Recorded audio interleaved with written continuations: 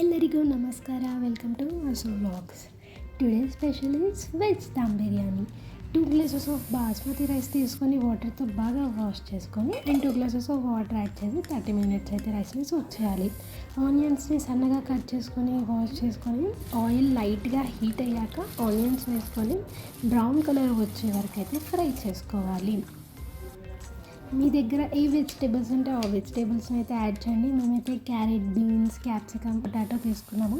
Medium size cut చేసుకొని బాగా wash చేసుకొని కొంచెం ఆయిల్లో 20% అయితే ఫ్రై చేసుకొని పక్కన పెట్టేసుకోవాలి.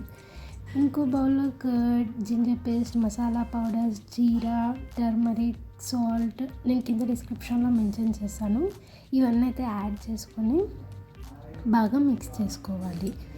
And chilli, onions and fried చేసుకున్న వెజిటేబుల్స్ని అయితే యాడ్ చేసుకొని బాగా మిక్స్ చేసుకోవాలి. అండ్ లైట్గా అలా ఫ్రైడ్ ఆనియన్స్, కొత్తిమీర, పుదీనా, కరివేపాకు, టమాటోస్ యాడ్ చేసుకొని బాగా కలుపుకొని లిడ్తో కవర్ చేసి అయితే 20 మినిట్స్ సైడ్కి పెట్టేయాలి. పెద్ద బౌల్లో 2 spoons of oil, 2 spoons of ghee add చేసుకొని దాల్చిన చెక్క, బిర్యానీ ఆకు కూడా వేసి వెజిటేబుల్ మిశ్రమాన్ని వేసి బాగా మిక్స్ చేసుకోవాలి. వెజిటేబుల్స్ 80% ఫ్రై అయ్యేలాగా మాత్రం చూసుకోవాలి. ఇంకో బౌల్లో 4 గ్లాసెస్ ఆఫ్ వాటర్ బాగా బాయిల్ అయ్యాక ఇందాక చూపించిన బిర్యానీ మసాలా స్టఫ్స్ అన్ని యాడ్ చేసి పుదీనా కూడా యాడ్ చేసుకోవాలి. And salt as per taste and soak చేసిన రైస్ని కూడా యాడ్ చేయండి. వెజిటేబుల్స్ అయితే 80% ఫ్రై అయ్యేలాగా చూసుకోవాలి. రైస్ని కూడా 80% బాయిల్ అయ్యేలాగా చూసుకోవాలి.